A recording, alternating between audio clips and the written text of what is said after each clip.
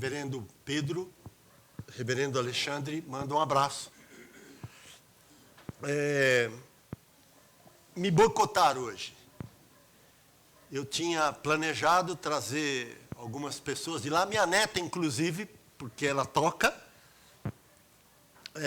mas hoje está tendo eleição para diáconos e também uma assembleia que está definindo a respeito do CNPJ aqui da congregação.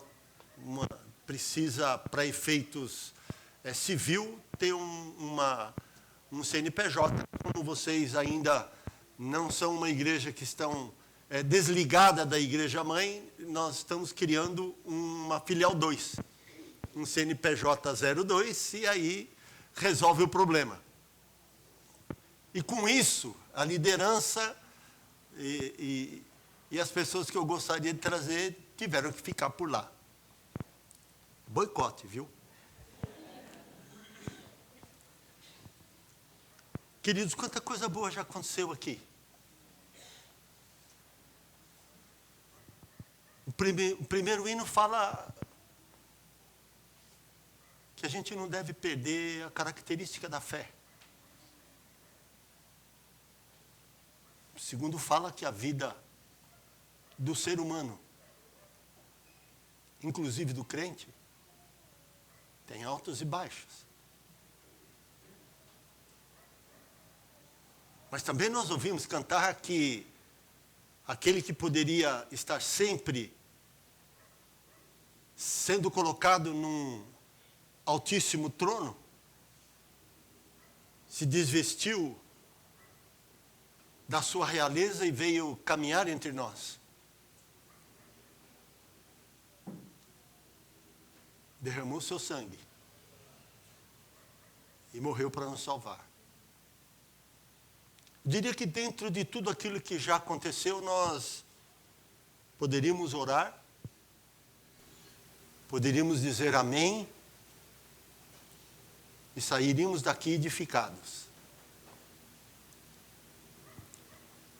Mas somos reformados. E a parte principal é a parte em que o Senhor fala conosco. E nós cremos que toda vez que a palavra for anunciada, independente da miserabilidade e da fragilidade de quem traz, essa palavra é a palavra do Senhor. Por isso eu os convido a abrir a palavra de Deus em Marcos,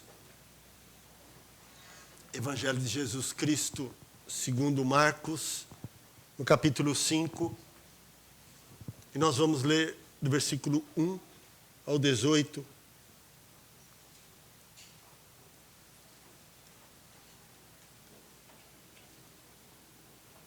Um texto bastante conhecido da palavra de Deus, assentados como estamos, mas com muita reverência.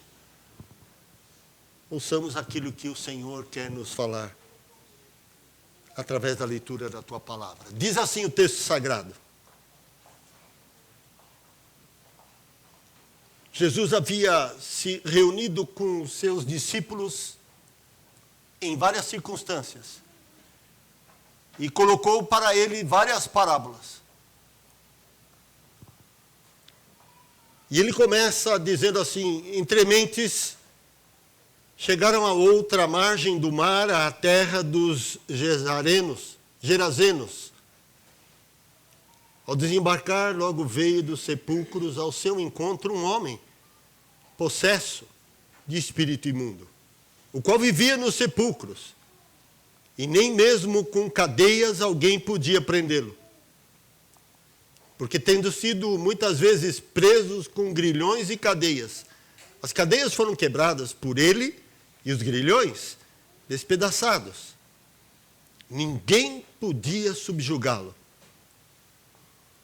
Andava sempre de noite e de dia, clamando por entre os sepulcros e pelos montes, ferindo-se com pedras. Quando de longe viu Jesus, correu e o adorou, exclamando com alta voz: Que tenho eu contigo, Jesus, Filho do Deus Altíssimo? Conjuro-te por Deus que não me atormentes. Porque Jesus lhe dissera: espírito imundo, sai deste homem. Perguntou-lhe: qual é o teu nome? Respondeu ele: Legião é meu nome, porque somos muitos. E rogou-lhe encarecidamente que os não mandasse para fora do país. Ora, pastava ali pelo monte uma grande manada de porcos. E os espíritos imundos rogaram a Jesus, dizendo: manda-nos para os porcos, para que entremos neles. Jesus o permitiu. Então, saindo os espíritos imundos, entraram nos porcos, e a manada, que era de cerca de 2.000, precipitou-se de despenhadeiro abaixo, para dentro do mar, onde se afogaram. Os porqueiros fugiram e anunciaram na cidade e pelos campos. Então saiu o povo para ver o que sucedera. Indo ter com Jesus, viram o endemoniado, que tivera legião, assentado, vestido, em perfeito juízo, e temeram. Os que haviam presenciado os fatos contaram-lhes o que acontecera ao endemoniado e acerca dos porcos.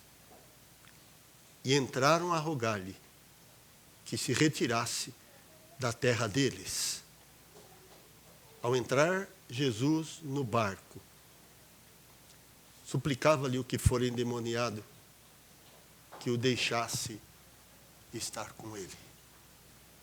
Até aqui a leitura da palavra do Senhor. Vamos orar uma vez mais? Pai bendito, Deus de bondade e de misericórdia, a tua palavra foi lida. E ela é muito esclarecedora e de fácil compreensão.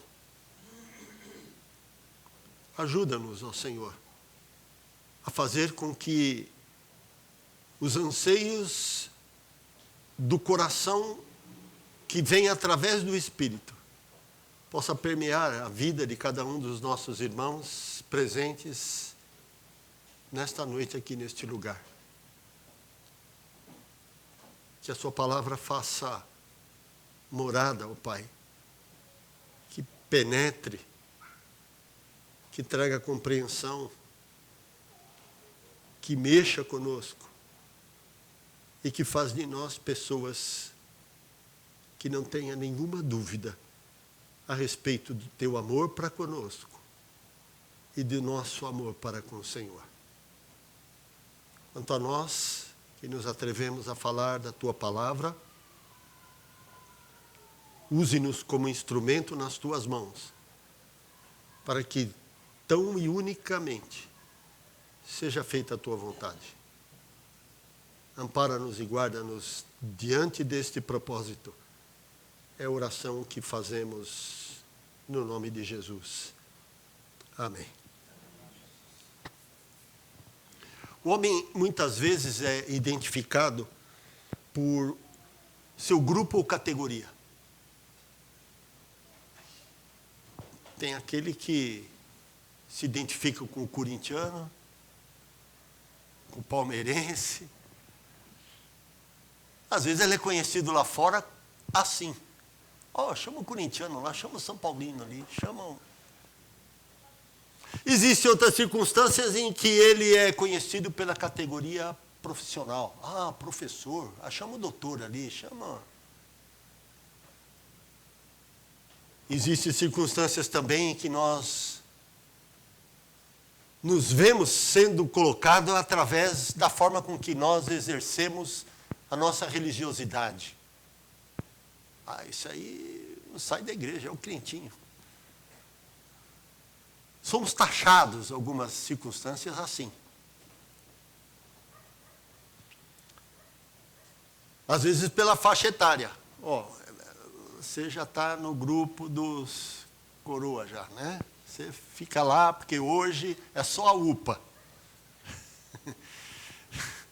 Hoje é só a dos adolescentes. Mas eu gostaria, na realidade, de me concentrar apenas na reflexão de 2 versículos dessa narrativa. Importante que tenhamos a leitura e o entendimento dos 18 versículos.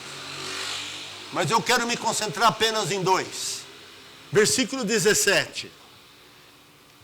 E entraram a rogar-lhe que se retirasse da terra deles. E o versículo 18. Ao entrar Jesus no barco, suplicava-lhe o que fora endemoninhado, que o deixasse estar com ele. Na verdade, esses 2 versos também dão para nós a percepção clara da quantidade.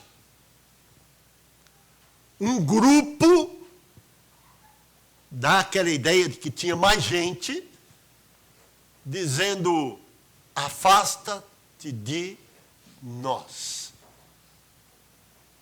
E aquele que estiver endemoniado,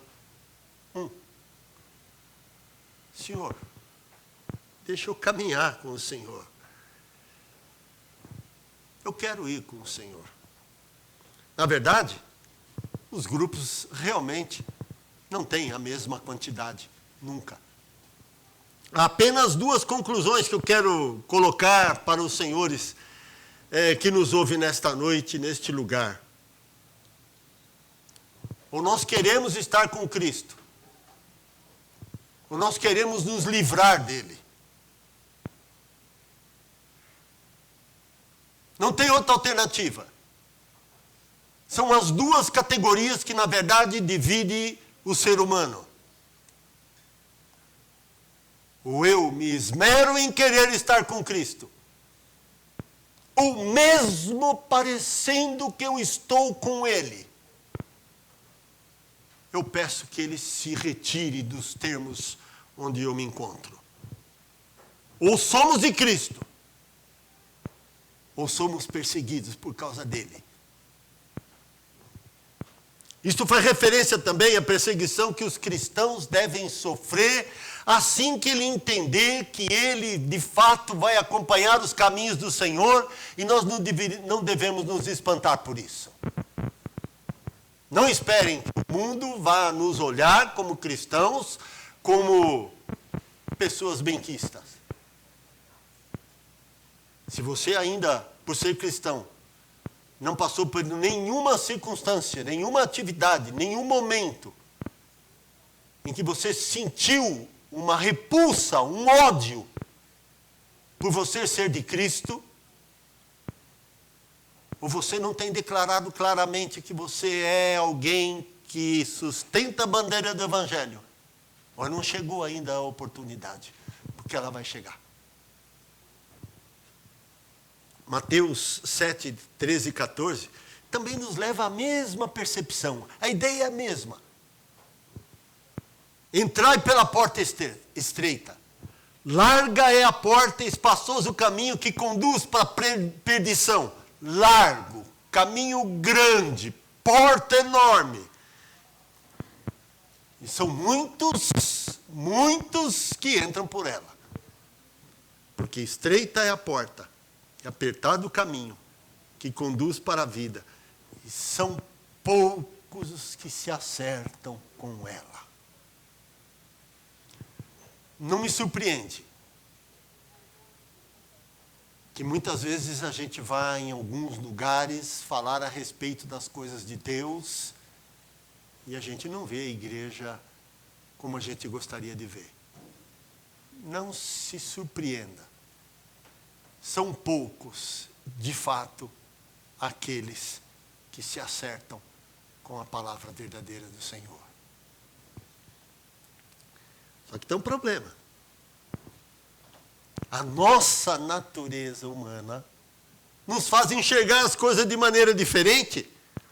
O inimigo, Satanás, é tão astuto que faz com que essa divisão básica, ou eu sou de Cristo, ou eu não sou de Cristo, seja encarada, enxergada e analisada de maneira diferente. Ela tenta nos persuadir de que não são só essas duas categorias, existe um monte. E eu posso estar inserida em outras e dar mais preferência para aquela que provavelmente dê mais preferência para mim. Sentimos que esta separação distinta, revelada na passagem da palavra de Deus que nós vimos, entre a atitude do povo em geral e daquele homem em particular, ela é extrema. Um quer ficar, e o outro abomina, impede Cristo de ficar, expulsa para falar a palavra correta. Mas nós não queremos enxergar desta forma. Nós lemos que pessoas começaram a rogar-lhe que saísse dos seus termos. Em outras palavras, expulsaram Jesus da presença deles. Lucas narra assim, a multidão lhe rogou que se retirasse deles. Temos a tendência de achar que tudo é exagero. Não é tudo muito para lá e nem tudo muito para cá. Tem que dar um desconto. A gente pode acomodar melhor isso. Fazemos as circunstâncias se amodar muitas vezes na nossa necessidade. E é aqui, nesse ajuste, que muita gente boa, quem acompanha na mídia aí, pastores que mudam a forma de enxergar a doutrina, caem no pecado. Não é bem desse jeito que ele está falando, não. Esse texto, ele mostra uma revelação que não é bem assim. Está muito radical isso. Ou dele ou contra. Não é bem assim. É certo que o homem havia sido liberado ou liberto dos demônios, que se tornou, e não se tornou perfeito imediatamente. Quando eu opto, porque o Espírito Santo tocou no meu coração, começo a enxergar as coisas de Deus, quando eu tento fazer desta maneira, a minha vida amanhã não muda. Eu tenho um incômodo do Espírito Santo no meu coração. Mas eu ainda continuo pecador. Eu ainda continuo imperfeito. Eu não sou santificado como num passe de mágica. Não tenho pureza no pensar, nem sempre pureza no falar, no agir, no decidir. E não me torno uma pessoa melhor tão rapidamente. Eu continuaria aquele homem que tinha um espírito que lhe escravizava, mudou o seu jeito, mas ainda era um pecador. Só que agora mudou a forma de se relacionar com o pecado. Ele sabia que pecava, se arrependia quando pecava, buscava o auxílio do Espírito Santo para fortalecer contra o diabo e contra as suas investidas. Ainda continuaria tendo uma pessoa com problemas. O que mais se vende hoje em dia é que se você for para a igreja X, a partir do outro dia a tua vida é mar de rosa. As coisas vão mudar. Não vai continuar nessa vida. Até quando você vai continuar nessa vidinha? E aí, indo para casa certo dia, numa tarde, mexo ali no... Tinha um pastor, vamos chamar assim por educação, terminando uma mensagem, e aí vou atender o telefone. Quem é abençoada ou abençoado que está do outro lado? Quem que está aí? A mulher entrou. Pastor, eu ouvi a sua mensagem. e sabe, eu tenho um pedido. Então faz o teu pedido, minha filha. Hoje é o dia do Gideão, sei lá do quê.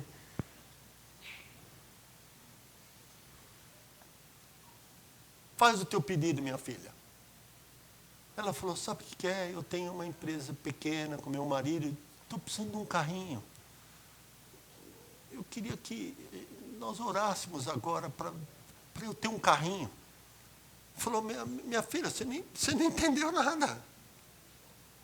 Você liga para cá para pedir um carrinho? Pede um carrão, filha. A partir do momento que você vai pertencer ao Rei dos Reis, ele vai dar um carrão para você. Que negócio é esse de querer economizar, pedir um carrinho? Irmãos, e quantos não vão atrás exatamente disso?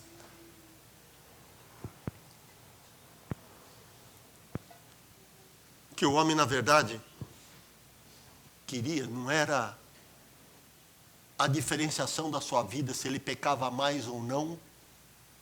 Ele não era diferenciado só por isso. Sabe o que é que diferenciava ele? A partir daquele dia ele queria estar com Cristo. Enquanto os demais que viram as coisas acontecerem, e viram aquele homem totalmente recuperado e modificado, que deveriam entender que quem estava ali era alguém com poder suficiente para transformar a vida daquele homem. Eles pedem que Jesus se afaste dos termos deles.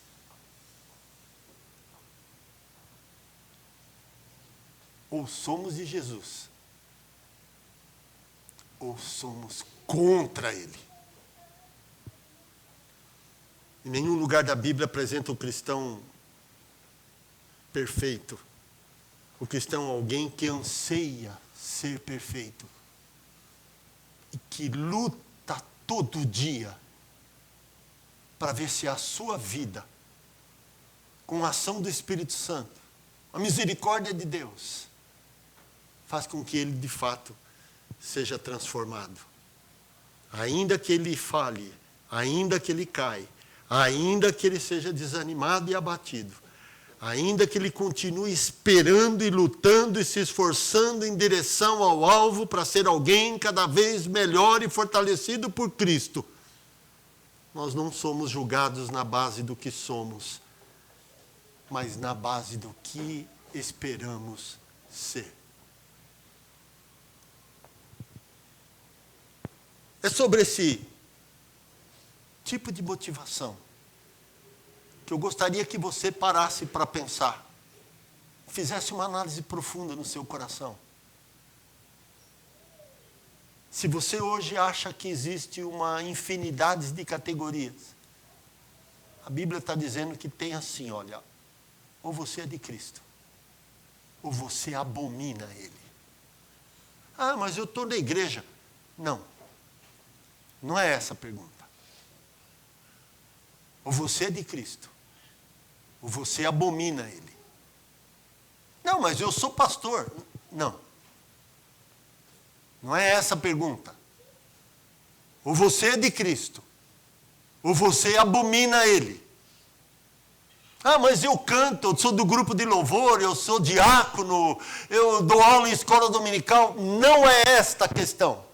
A questão é, ou você é de Cristo, ou você abomina a presença de Cristo na sua vida, independente de qual seja a atitude e a atividade que você tenha com relação à religião que você abraçou.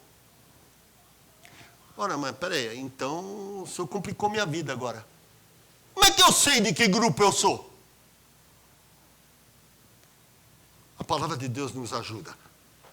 Eu sou do grupo de Jesus se Ele mudou minha vida.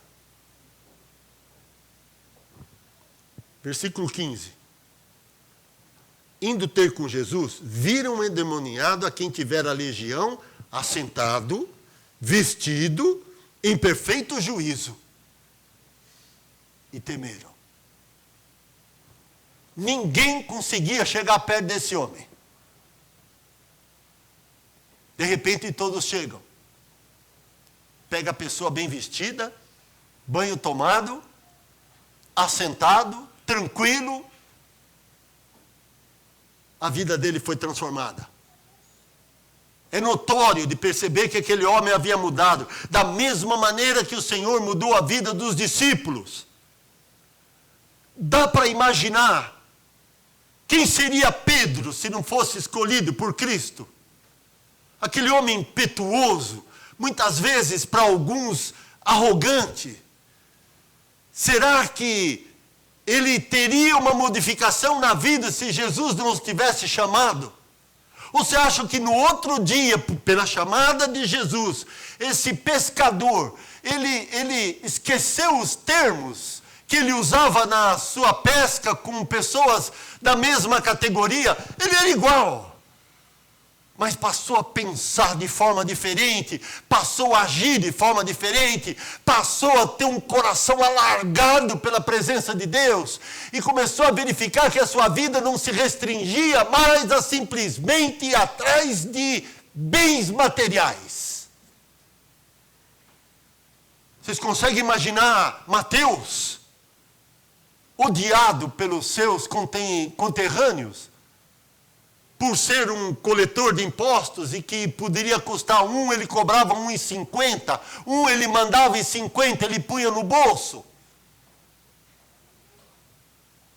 No outro dia, eu imagino a confusão mental na cabeça desse homem, porque as mudanças não são assim. Elas vão acontecendo paulatinamente, mas tem que ser progressivo, e as pessoas têm que perceber que você já não é mais o mesmo. Consegue imaginar Tomé?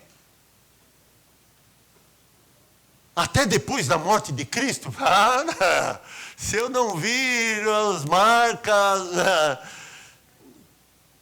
na caminhada, não na chamada, mas na caminhada, ainda continuava sendo aquele discípulo de coração duro, que para poder entender aquilo que o Senhor necessitava da vida dele, com quanto colégio de discipulados, vivia o tempo todo dizendo: eu quero ver para crer.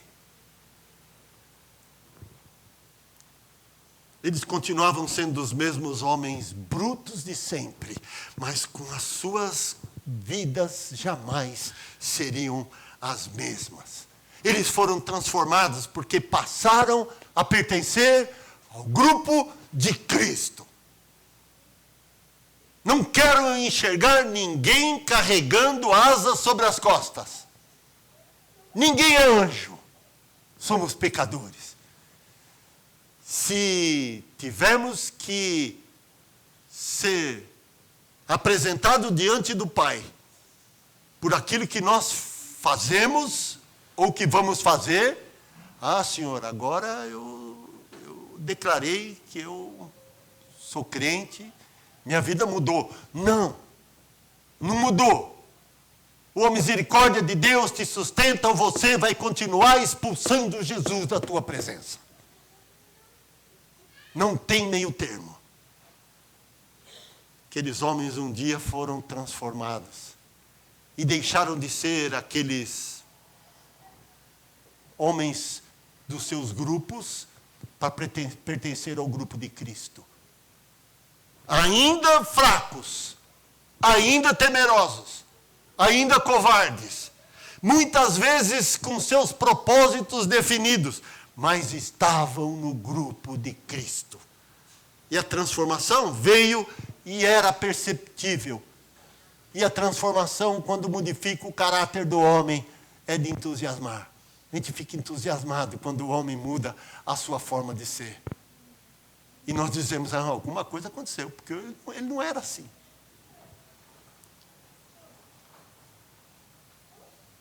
Não existe meio termos, irmãos. Não pode ser diferente. Como é que tem sido a nossa vida depois que entramos para o grupo de Cristo. Notem, eu não estou nem analisando o grupo que expulsa. Estou analisando o grupo que pertence. Como é que tem sido a minha vida?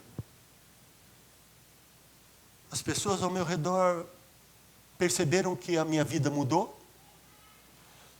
As pessoas que convivem comigo, alguma vez já te chamou do canto e falou: o que aconteceu com você? Você mudou. É impossível não haver transformação. Sem transformação, não há salvação. Sem transformação, não há salvação. Pasmem, muitos oficiais de igreja são excelentes na sua comunidade. Para perguntar para a mulher e para os filhos o que eles pensam a respeito dele. Tem até uma ilustração, pastor pregando, ele olhando, viu lá, a mulher chega com mala, com um monte de coisa, ele falou: não estava imaginando que eu ia viajar, não. Mas se a mulher está com mala, com um monte de coisa aí, eu vou viajar sim. Terminou, foi falar com ela: por que você está sabendo? Eu quero morar aqui. Como assim morar aqui, mulher? Você está doida? É o tema nosso. Não, eu quero morar aqui. Porque aqui você é meigo, carinhoso. Aqui você ama. Aqui você não é exasperado, a palavra não é alta, você não me trata mal, não trata mal os filhos. Quero morar aqui. Não quero morar mais em casa. A transformação tem que acontecer de forma radical e todos têm que perceber que agora eu faço parte do grupo de Cristo. O apóstolo Paulo experimentou esta transformação em sua vida. E ele mudou completamente. Indo para matar cristãos. E volta exaltando cristãos. Isso é transformação. Ele podia ter dito: olha, vamos fazer o seguinte, você sabe, né, eu estava do lado de lá. Eu já acredito em vocês, mas me esconde um tempinho aí, a hora que eu aparecer. Não. Já na cidade onde ele fora para matar cristãos, ele foi descido por um cesto, de uma maneira às escondidas, porque lá, aqueles que queriam matar cristãos já estavam querendo matá-lo também. Porque ele já saiu dali determinado a falar a respeito das coisas de Deus. Momento de encontro com Cristo. Ele passou a ser alguém que teve a vida completamente transformada. Com objetivo definido. Continuou sendo homem, tinha os seus defeitos, tinha os seus problemas, tinha suas doenças, tinha sofrimento, mas houve uma transformação geral e completa na vida deste homem. Não basta, meus queridos irmãos, pertencer a uma comunidade e ainda dizer: estou na igreja, sabe, batista. Não é qualquer igreja, é uma igreja histórica, toda presbiteriana. Não basta. Não basta cantar, não basta tocar, não basta falar, não basta ensinar. Tem que haver transformação de vida. A maneira de eu entender que a pessoa de fato teve o seu coração transformado é quando ela deixa de ser o que ela é e passa a ser aquilo que gostaria que Cristo visse nela. Judas é um exemplo interessante disso. Tempo todo com Jesus. Quando Jesus mandou os 12, de 2 em 2, Judas foi junto. E quando voltaram, deram relatório. Senhor, você não consegue imaginar. Nós expulsamos demônio. Nós curamos pessoas. Nós fizemos coisas maravilhosas, Senhor. Você não consegue imaginar. Eles vieram completamente extasiados por aquilo que eles fizeram em nome de Cristo. E no no final de todo o tempo, Jesus lhe falou de uma maneira muito clara e dura. Jesus disse que no meio deles, um deles era diabo. Ele não escondeu. Ele não disse, não sei se todos. Não. Um de vós sois diabo. E não era para quem estava lá fora que ele estava falando. Ele estava falando para aqueles que estavam acerca dele. É necessário uma transformação de vida visível todo o tempo. Seguir Jesus Cristo com uma motivação correta, as séries de necessidades e objetivos individualistas não podem tomar conta da vida do crente. O nosso objetivo, a nossa transformação, o nosso desiderato, o nosso alvo é um dia comparecer na presença de Deus e ouvir: bem-aventurado meu filho, entra para o reino preparado desde a fundação do mundo. Não podemos esquecer que no sermão mais duro de Jesus Cristo, à medida em que ele caminhava e o seu sermão ia sendo proferido, ele olhava para trás e via que tinha menos gente. O pessoal ia se parando no meio do caminho. Muita gente seguia. Num determinado momento olhou, duro é esse discurso, disse um dos discípulos. E Jesus poderia ter dito para eles, falar, não, espera um pouquinho, vem aqui, calma, não é bem assim. Não vamos ser radical, espera aí, que eu vou... Não. Jesus olha para eles bem no olho de um por um e diz, quereis vós também retirar-vos?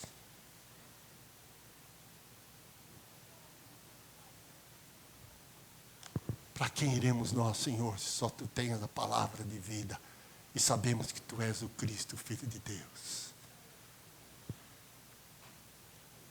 Se a minha vida testifica de Cristo em todos os lugares onde eu vivo, de todas as maneiras, não estou dizendo pessoa perfeita, estou falando testificar de fato, com coração, com motivação, com interesse e com a convicção de que de fato eu pertenço ao Senhor. Eu posso dizer, eu sou do grupo de Cristo. Eu sou do grupo do Senhor. Mas também posso dizer que sou do grupo de Cristo se eu cumpro a ordem. Versículo 19 e 20. Jesus, porém, não lhe permitiu, mas ordenou-lhe, vai para a sua casa, para os teus. Anuncia-lhes tudo que o Senhor te fez e como teve compaixão de ti. Então ele foi e começou a proclamar em Decápolis tudo o que Jesus lhe fizera. E todos se admiravam.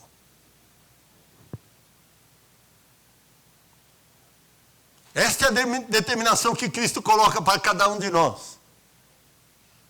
Não preciso ficar caminhando o tempo todo com Jesus. Era gostoso. Imagina, como discípulo, pertencer àqueles homens que caminhavam com o mestre o tempo todo. Jesus, não. Sua vida mudou. Você me reconhece. Vai e prega.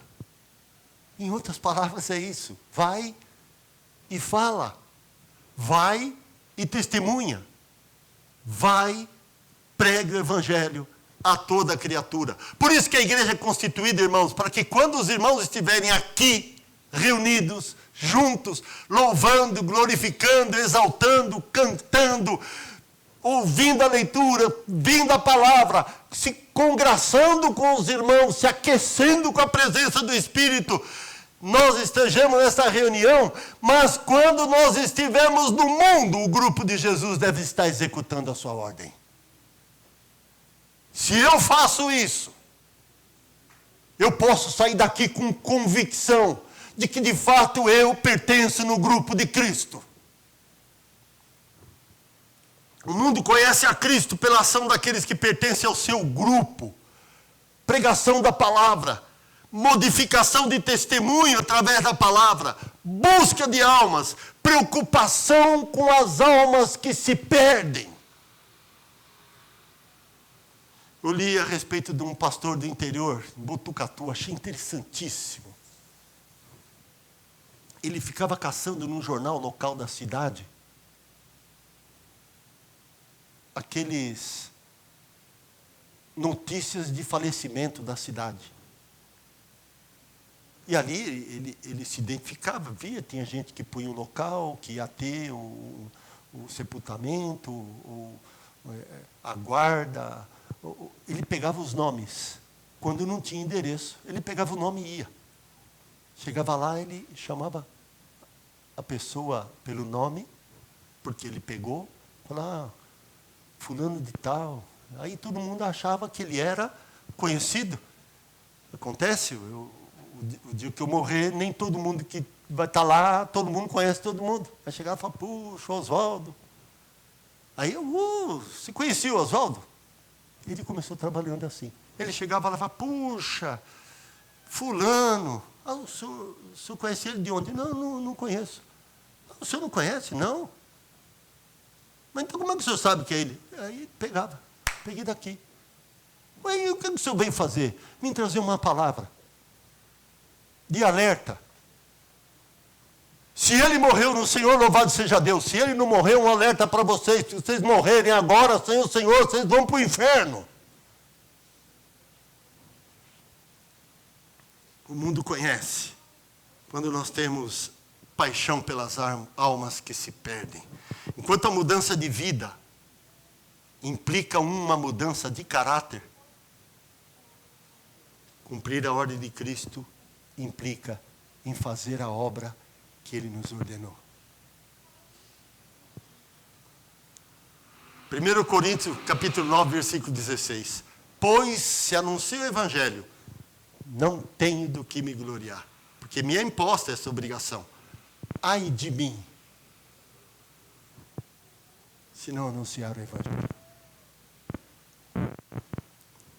Engraçado que nós lemos e não conseguimos perceber o quanto é esse texto,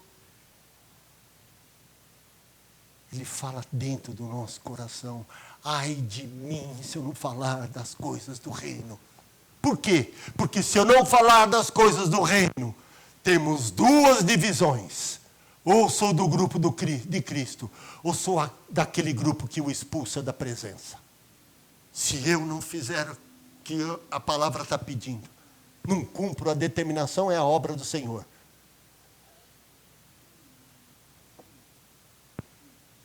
Será que eu pertenço ao grupo de Cristo? Grupos que não são de Jesus não conseguem suportar quando nas igrejas se prega sobre arrependimento, pecado, inexistência de vida, de comunhão com Deus. Não prega.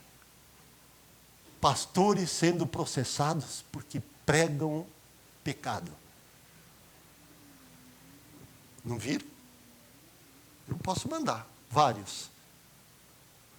Que pregam na igreja dizendo, vocês são pecadores. Vocês continuando no pecado, longe de Deus, vocês estão perdidos. Foi processado. Isso é afronta.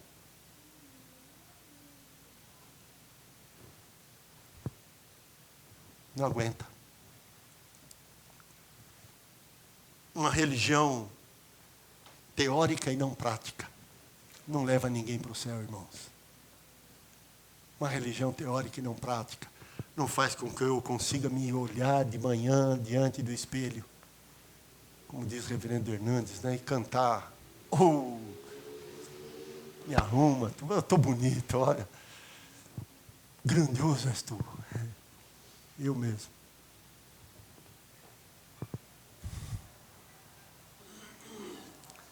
Aquele povo não queriam nada com Jesus, rejeitaram, mas aquele homem queria andar com Jesus, realizar a sua obra, pregar a sua palavra, falar para Decápolis, 10 localidades diferentes ali, de que Jesus Cristo tinha realizado na vida dele. Nem sempre a grande multidão que caminha com Cristo quer saber a respeito do Senhor. Jesus sempre realizou tudo com todos ao seu redor, mas morreu numa cruz sozinho. Precisamos pregar que o Evangelho não tem resposta para os que buscam apenas sinais. Todo mundo quer prosperidade, bens materiais, individualidades, questões sociais. Eu preciso estar bem na sociedade. Precisamos pregar que Cristo morreu para nos salvar. Esta pregação social da missão integral que tem por aí, dizendo que nós precisamos criar igualitariamente. Ele não pode ter mais do que ele ou mais do que aquele. Irmãos, se nós tivermos todo este mundo igual em capacidade financeira, em conteúdo de bens, em tudo aquilo que ele tem, satisfazendo os seus próprios eus, nós vamos ter uma sociedade que não seja pobre e miserável, mas todas elas para o inferno. Porque não é isto que a palavra prega. A palavra prega que nós precisamos pregar Jesus Cristo. Deus tem capacidade para dar para nós muito mais daquilo que nós queremos, imaginamos ou pensamos. Mas a primeira grande motivação do meu coração é caminhar com Cristo para receber dele a salvação das almas e pregar para aqueles que não conhece. Sou do grupo de Jesus quando eu tenho consciência de que o sangue dele é que me salvou. 1 João, capítulo 1, versículo 7, diz assim: mas se andarmos na luz, como ele na luz está, temos comunhão uns com os outros. E o sangue de Jesus, seu Filho, nos purifica de todo pecado. O que mais nós temos visto hoje em dia, sabe o que é? Eu querendo me aperfeiçoar, para que eu mesmo consiga ser um melhor cristão. Não consigo mesmo. Para ser melhor cristão, tenho que colocar minha dependência completa, total, nas mãos do Senhor. Posso querer aperfeiçoar? Lógico, deve. Mas não para que você mesmo se autocapacite. Não. Se eu não conseguir enxergar que a cruz de Cristo, sangue derramado, é aquilo que muda a minha vida, de perdido completamente, para salvo eternamente, eu vou continuar nessa luta o tempo todo. Temos substituído o sangue de Jesus por muitos outros amuletos. Tem que passar pelos 318 pastores. Tem que tomar o copo d'água que fica em cima do rádio. Tenho que ir no templo onde os pastores entram com a arca da aliança. Tenho que botar o meu chapeuzinho. Irmãos, tenho que comprar o óleo da unção. E o pessoal compra. Tenho que comprar a água que veio do Rio Jordão. E o pessoal compra. Tenho que comprar a pedra que veio do monte onde Moisés orava. Tenho que comprar a lasquinha da madeira da cruz de Cristo. Eu não estou inventando, não. Tudo isso que eu estou falando aqui, eu peguei de igrejas que têm esta prática. Está sim de gente. Estes estão na igreja, mas estão todo dia expulsando Cristo da sua presença. Tudo isso é oferecido e o povo se rende. Estamos desviando o foco da cruz de Cristo. Deus é Pai. Imagina que Ele vai deixar os seus filhos desprotegidos. Já não viram esse tipo de mensagem? Imagina, eu sei que você é pecador, mas Deus é Pai. Você acha que Deus vai deixar você desprotegido? Deus é misericordioso, a salvação está garantida para todo mundo. Deus é Deus, não precisamos nos preocupar. Cada vez mais pregações assim, nós vemos, pasmem, algumas igrejas presbiterianas. Não vai imaginando que toda igreja presbiteriana está tudo certinho, não. uma ala muito forte da igreja presbiteriana trabalhando para a libertinagem da doutrina que nós pregamos até hoje. E enveredando por este caminho. Isto não é mais a palavra de Deus para estes.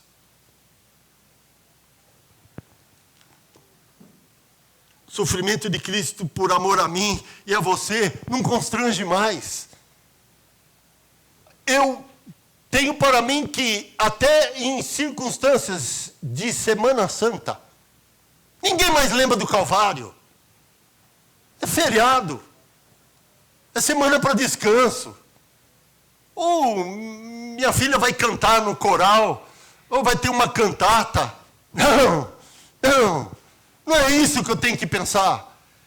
Eu tenho que colocar o peso no meu coração, me aterrar e todo o tempo, como foi cantado aqui, o meu Salvador é grande demais para poder querer que o meu pequeno coração faça mudar a ideia dos seus planos.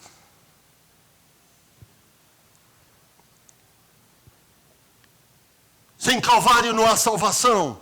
Sem Calvário não há ressurreição.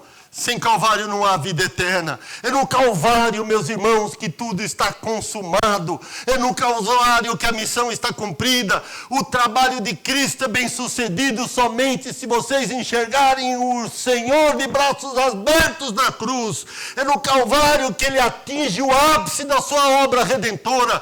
É lá, passando pelo Calvário, que existe o cristianismo real e verdadeiro.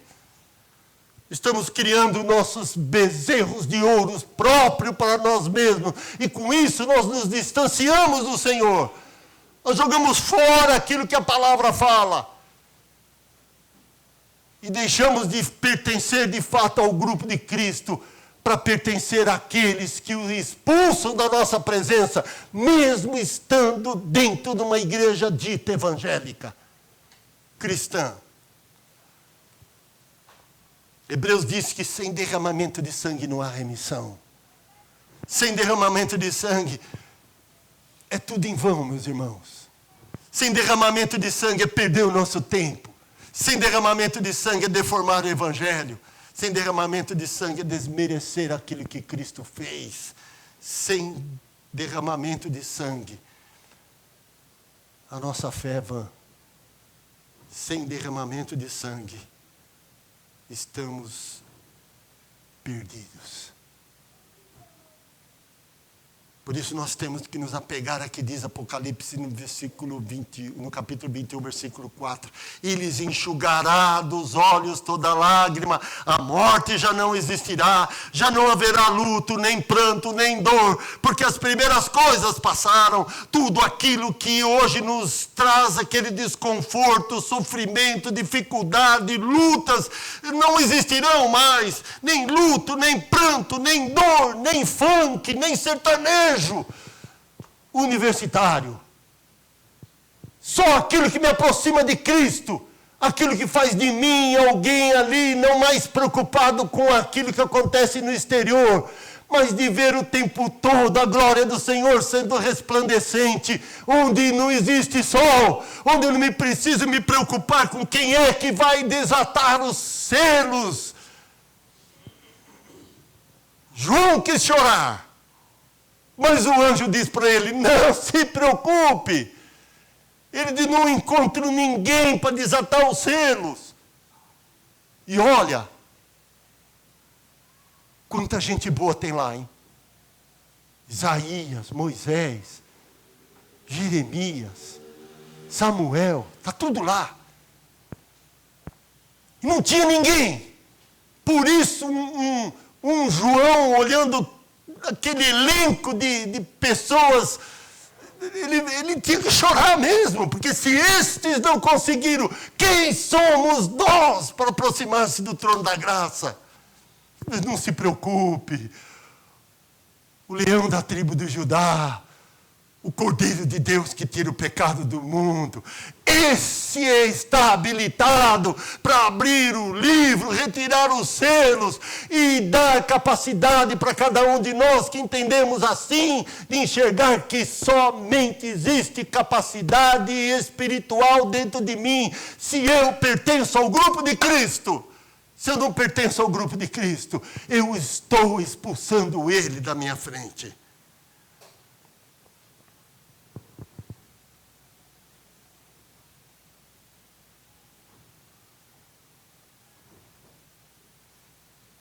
Que vida você escolhe nessa noite? Olhando dentro do seu coração.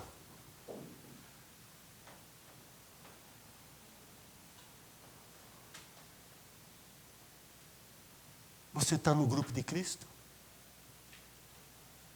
Ou você está no grupo daqueles que expulsam Cristo da sua presença? Olha para a cruz. Pense e reflita a respeito dela. Divisor do homem. Aqueles que são do Senhor. E aqueles que abominam o Senhor.